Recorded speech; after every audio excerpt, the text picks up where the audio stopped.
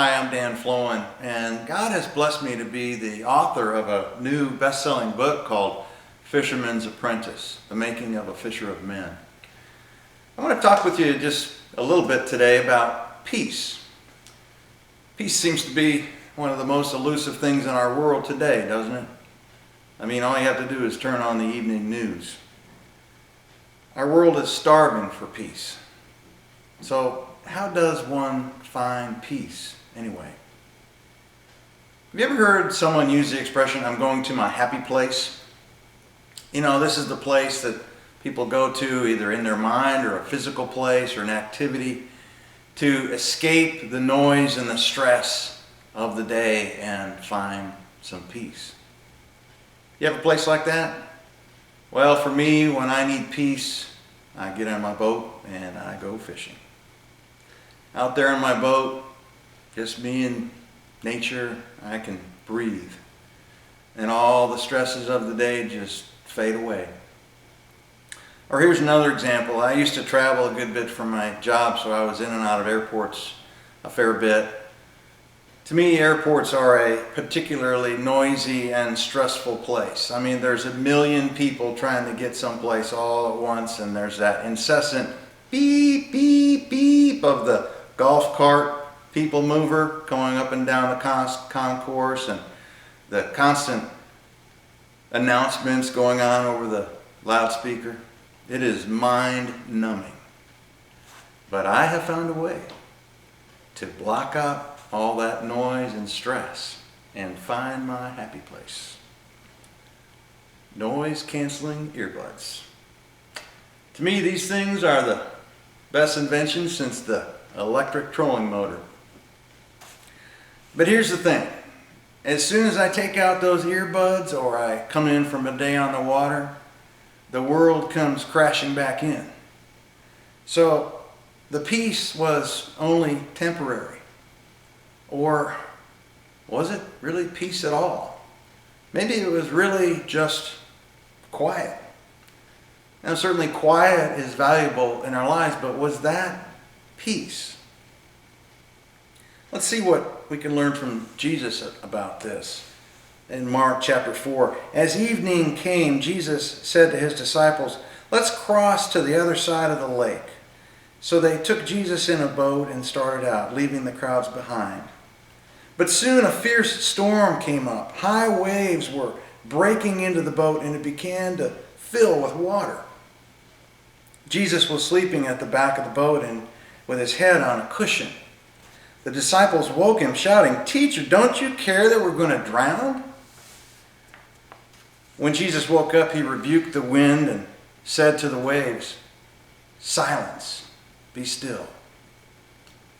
Suddenly the wind stopped and there was a great calm. Then he asked them, "Why are you afraid? Do you still have no faith?" Well, now, hold up for just a minute. Jesus was asleep? Seriously? I mean, how can that be? The boat was on the verge of sinking, and he was probably getting rained on to boot. Don't you think he might have noticed that? I mean, I'm pretty sure he didn't have a pair of these. So, either Jesus was a really, really sound sleeper, or just maybe Jesus knew something about peace that we can all learn from him. Where do you think Jesus' peace came from? I mean, in that raging storm, Jesus most definitely did not have quiet. There was nowhere in the boat that he could escape that storm. Do you think Jesus had peace because he knew what he was capable of, perhaps? I mean, he's the Son of God. He's got superpowers, right? There's probably a good amount of peace that comes from the knowledge that you can do amazing things. But let's look at what Jesus said about that. In John chapter 5, "I tell you the truth, the Son can do nothing by himself. He does only what he sees the Father doing. Whatever the Father does, the Son also does." So Jesus didn't derive peace from knowing he had superpowers because he couldn't do anything without God. So, where did Jesus' peace come from then? What do you think Jesus having peace in the middle of that raging storm was based on what he knew or who he knew? Jesus had a great bond with his Father. He spent time with him often and he trusted him implicitly. He didn't have to worry about anything because he had a close personal relationship with the very author of peace. I think what Jesus taught us here is that lasting peace doesn't come from a place or a situation. It comes from a person. Remember what Isaiah said they would call Jesus? The Prince of Peace. You see, peace is not a place.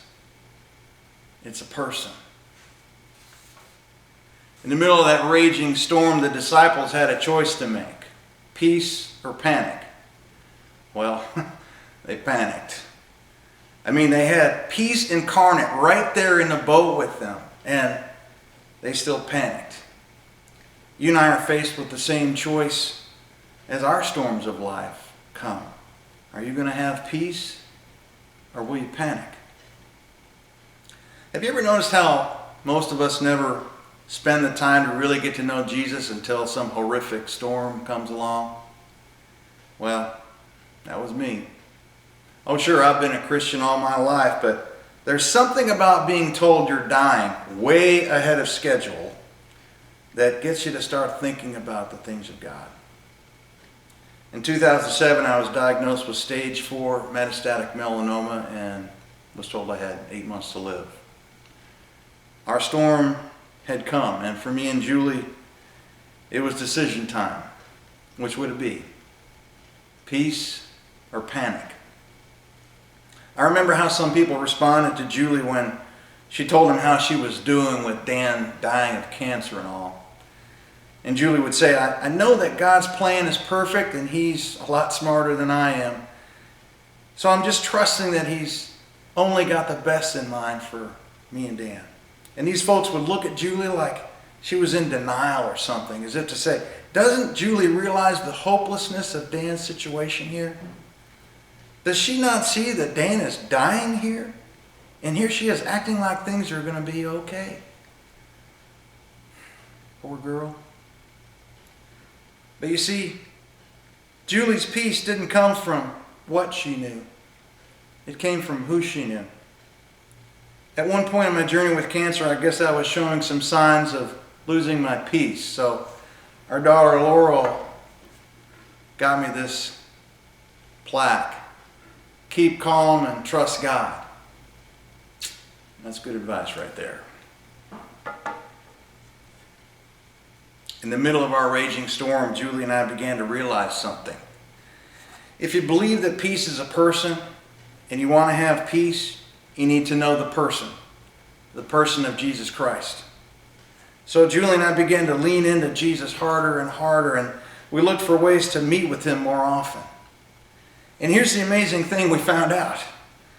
The more time we spent with him, the better we got to know him, and the more peace we had. You see, getting to know Jesus and experiencing peace is directly proportional to time spent. I mean, how can you expect to get to know anybody if you're not willing to spend time spend time with them?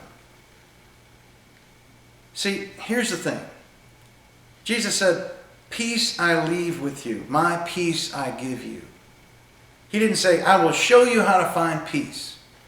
He didn't say, "I will bless you so richly that you will have peace." No, he said, "My peace I give you," as though peace were a part of his very being. Take a look at these Bible verses with me. Speaking of Jesus, John the Apostle says, "In the beginning was the Word, and the Word was with God, and the Word was God." A little later in the book of John, Jesus says, "I am the way and the truth and the life. No one comes to the Father except through me." You see, Jesus doesn't just preach the Word, he is the Word. He doesn't just know the way, he is the way. He doesn't just talk about peace, he is peace. Are you hearing me clearly enough? Stop struggling. Stop flailing around in the water and panicking. Jesus is calling you, in fact, begging you to get into the lifeboat and find peace through a deep relationship with peace incarnate. You may be in the middle of a raging storm right now. Do you know peace? Or does knowing peace seem like an impossible pipe dream and you've decided to go it alone? Or maybe you're afraid of what you'll have to give up if you hand it over to Jesus and you're thinking, well, things aren't that bad. I've got this. I'll just keep paddling until the next lifeboat comes along. Well, let me save you the suspense. The only other boats coming are pirate ships. Accept God's peace offering in the person of Jesus today and spend the time to get to know him, and you will have peace no matter what your circumstance. Amen.